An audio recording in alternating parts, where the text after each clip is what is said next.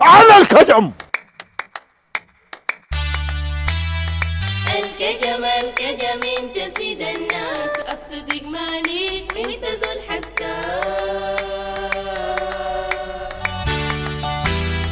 هم كل الناس يبقوا ديل قراء، لا حسد لا حقد لا حتى افتراء. الكجم الكجم انت سيد الناس، يحفظوا للقيم ويطبعوا السراب، يبعدوا الغلط ويتركوا السباب.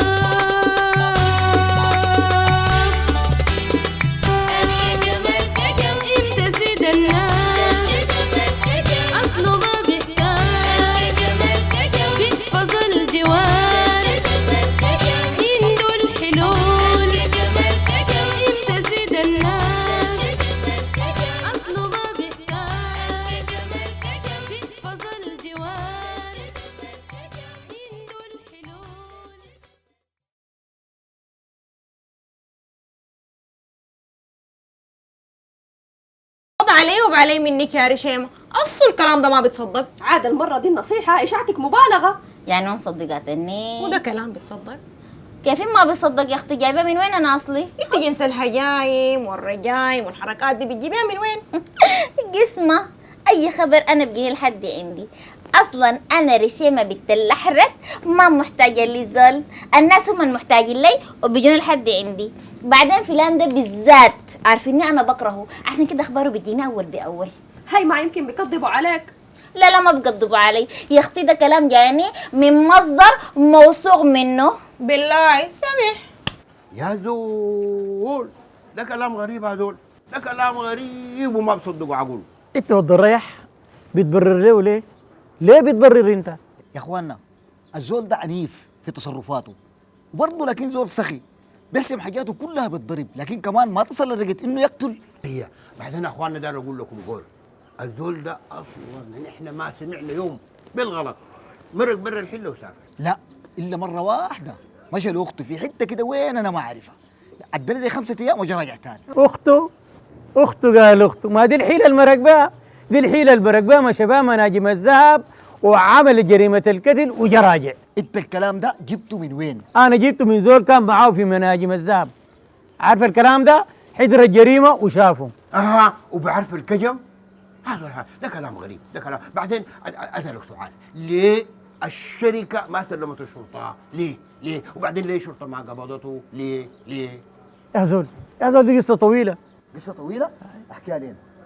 احكي لكم. طيب اصل الحكايه الكجم الحمد لله لك السلامة. الله يسلمك الله يسلمك، لكن السلامة من وين يعني؟ أنا جاي من وين أصلا؟ أجي من رجوعك من الذهب سالم وغانم. أنا الكجم ده كنت في الذهب؟ أجي الحلة كلها ملانة بالخبر ده، وقالوا الكجم كان في الذهب. وتاني قالوا شنو؟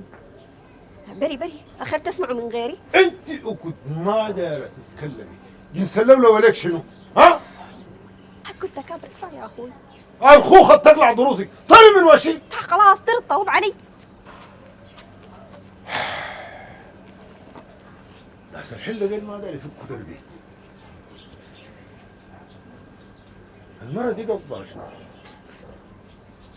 لكن أنا الكجم بصل حدهم. شايف صاحبك ده يا قريب مننا، الحكايه سريع نقوم نتخرج. زول نتخارج كيف؟ الزول ده قريب وعينه في عيننا. اسمع انت بس ابقى لي 10 عليه لسانك ده. سامح. ولا هتودرنا. سامح. السلام عليكم. اهلين شيخ الجكم. شيخ وجكم؟ ده زول استجمان ساي. والله ما لك كلامك مقلبا. حبابك يا الكجم. والله اشتقنا لي ونستكم، 5 أيام قضيتها فوق المشروع، باقي لي الخريف قرب. هاي الرخيف قرب. يا زول انت الليله مالك كلامك مقلبا كدي. الكجم الزول الخفه واللي فوق على بنه. قوم يا زول، قوم على خدمتنا.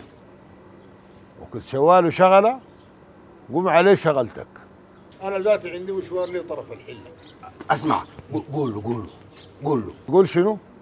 قالوا الحكايه هم نقول قال. مبالغ، لكن الاشاعه دي مشت في الحله دي مشى الناس كلها صدقت. والله انا مبسوطه بسطة مبسوط. انا اذبح لي تور انت وحاطه اللي اذبح لي انت تور. تذبحي تور، انا بذبح تورين وديك. تفضل. مرحب منو؟